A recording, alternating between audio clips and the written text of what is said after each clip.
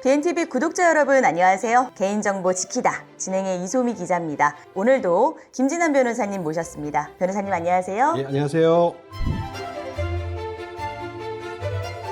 지난번 BNTV에서 김진환 변호사님과 함께 선정해본 역대급 개인정보 유출 사건 탑5를 꼽아서 하나씩 다뤄보고 있는데요. 오늘은 두 번째로 GS칼텍스 개인정보 유출 사건에 대해 알아보겠습니다. 이번 사건은 법률적인 측면에서 또 어떤 교훈점들을 시사할지 벌써부터 궁금해지는데요. 변호사님, 그 GS칼텍스 개인정보 유출 사건에 대해서 설명해 주시죠.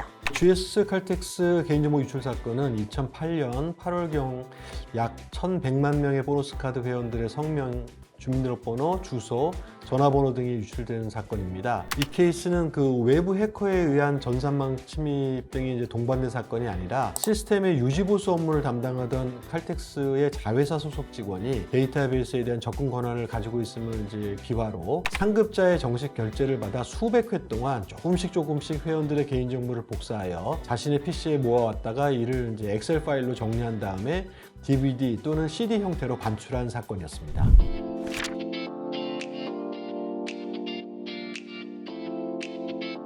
개인정보 유출 사고 경우 보통은 이제 외부 해커가 어떤 해킹 등의 사이버 공격으로 개인정보 데이터를 탈취해가는 좀 이런 경우가 보통인 걸로 알고 있는데, GS칼텍스 사건은 특이하게 이 GS칼텍스 자회사 소속 직원이 범인이었잖아요. 네네. 다시 말해서 이 내부자 소행으로 발생한 사건이었는데요. 심지어 범인이 한 명이 아니라 실형을 받은 인원만 4명으로 알고 있습니다. 이들이 의도적으로 개인정보 유출건에 대해서 이 언론사에 적극 제보하기도 했다는데 이게 사실인가요? 그렇습니다.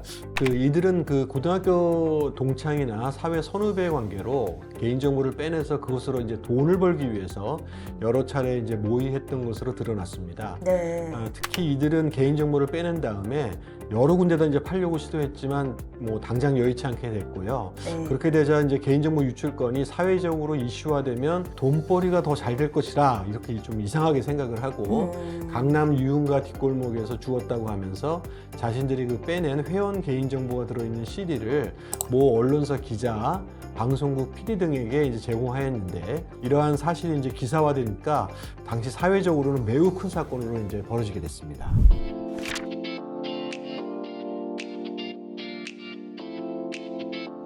이 범인들이 돈벌이를 위해서 이 고의적으로 언론 노출까지 감행했는데, 그렇다면 실제로도 이 사회적으로 상당한 관심도 쏠리고 그만큼 민사소송도 많이 제기됐을 것 같거든요. 네, 그렇습니다. 여러 집단 소송을 취급하는 블로그나 카페 등이 이제 개설되어서 원고단을 적극적으로 모집했고 상당한 규모의 민사소송이 이제 제기됐습니다. 네, 그래서 이 결과가 너무 궁금한데요. 실제 유출된 정보에 주민등록번호 같은 민감 정보도 포함되어 있는 데다가 또 외부 해커가 아니더라도 이 내부 직원 관리 측면에서 사실 책임 소재가 아예 없진 않을 것 같은데, 그렇다면 이 민사소송 결과 어떻게 나왔을까요? 오늘의 교훈과도 바로 관련이 있는데요. 네. 법원은 최종적으로 원고들의 손해배상 청구를 모두 기각했습니다. 그 이유는 비록 당시 회원들의 개인정보가 GS칼텍스의 지배 범위를 벗어나 유출된 건 맞지만 사실상 유출된 개인정보가 공범자들이나 언론인들이라는 매우 이제 한정된 범위의 사람들에게만 이제 열람되었고, 이러한 과정에서 복제, 저장된 DVD나 CD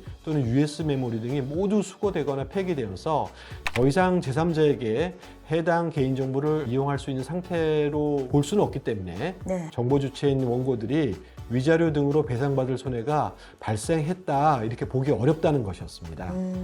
여기서 아주 유명한 법리가 이제 확정되었는데요.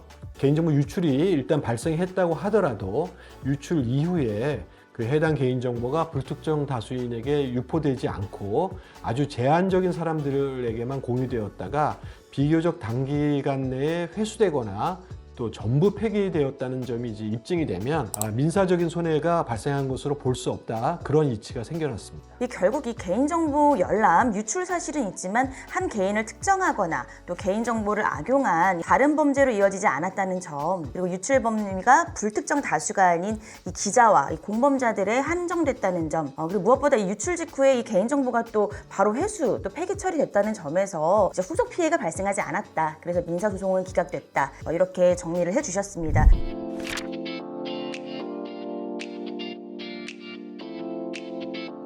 이 사례만 보더라도요, 이 개인정보 유출이 발생했을 때 최대한 이 빠른 시간 내에 어떤 개인정보 회수나 폐기를 위해서 많은 노력을 기울여야겠다, 이런 교훈점을 얻을 수 있을 것 같습니다. 네, 그렇죠. 그런데 GS 칼텍스 사건의 경우에는 해커 같은 완전한 외부인에 의해서 벌어진 게 아니라 일종의 내부자에 의해서, 그것도 이제 DVD, CD와 같은 물리적 외형이 존재하는 저장 매체에 의해서 전전 유통되었기 때문에 비교적 회수나 폐기가 용이한 면이 있었습니다. 실제 제가 개인적으로 당시 수사에 관여했던 분께 듣기로는 유출된 개인정보를 이제 최대한 회수하기 위해서 범인이 살던 집에 이제 화단까지 삿삿이 이제 뒤졌다는 이야기가 있을 정도였습니다. 그렇군요. 네. 비슷한 맥락에서 이번에 개정된 개인정보보호법은 유출 이후 72시간 내에 유출되었던 개인정보가 모두 회수된 경우에는 굳이 개인정보 유출 신고를 하지 않아도 된다고 신고 의무를 면제하고 있으니까 이 점도 참고하시면 좋겠습니다. 이 GS 칼텍스 사건의 경우 유출된 형태가 컴퓨터 파일이 아닌 어떤 물리적인 저장 매체 형태였기 때문에 이 정보 파일에 대한 회수 폐기가 순조로운 편이었다. 보호법 개정으로 유출 사고 이후에 이 신고 의무 면제를 위해서는 72시간이라는 어떤 골든타임을 놓치면 안 된다는 점도 꼭 기억하시면 많은 도움이 되실 것 같습니다.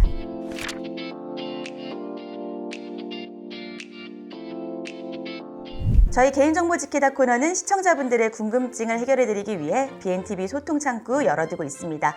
방송 보시면서 개인정보 보호와 관련해 추가적으로 궁금한 사항이나 꼭 다뤄줬으면 하는 내용이 있다면 안내되는 이메일 주소 보안@보안뉴스.com 또는 유튜브 댓글로 자유롭게 남겨주시면 방송을 통해서 여러분의 궁금증 시원하게 해결해드리겠습니다. 개인정보 지키다.